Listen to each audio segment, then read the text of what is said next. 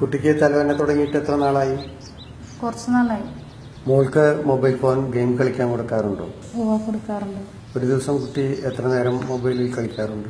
അങ്ങനെ ചോദിച്ചപ്പോൾ ആദ്യമൊക്കെ വീട്ടിൽ എന്തെങ്കിലും ജോലി ചെയ്യുമ്പോൾ ഗെയിം വെച്ച് കൊടുക്കാറുണ്ട്. അങ്ങനെ ചെയ്താൽ അടങ്ങിയിരുന്ന് അവള് ശല്യമില്ലാതെ കളിച്ചോളും. ഇപ്പോഴത്തെ അമ്മമാരുടെ സ്ഥിരം ഏർപ്പാടാണിത്. അവരെ ജോലികൾ ചെയ്യുന്നതിനായി ഫോണിൽ ഗെയിം വെച്ച് കൊടുക്കും.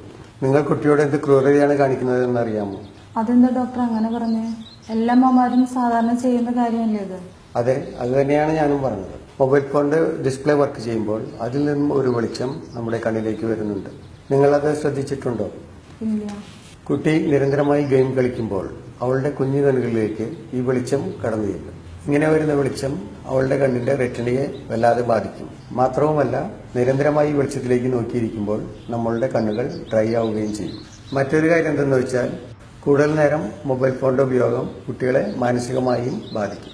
ഇത്തരത്തിലുള്ള കുട്ടികൾ ഭാവിയിൽ അന്തർമുഖരായി തീരുവാനും ഇടയുണ്ട്.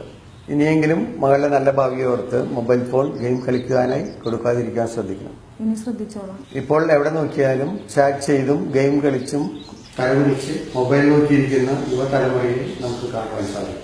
തലകുനിച്ചിരിക്കുന്ന തലമുറയല്ല, തല ഉയർത്തിപ്പിടിച്ച ഒരു യുവതലമുറയാണ് ഈ രാജ്യത്തിന് ആവശ്യം. അതിനായി നമുക്ക് ഓരോരുത്തർക്കും ആത്മാർത്ഥമായി പരിശ്രമിക്കാം.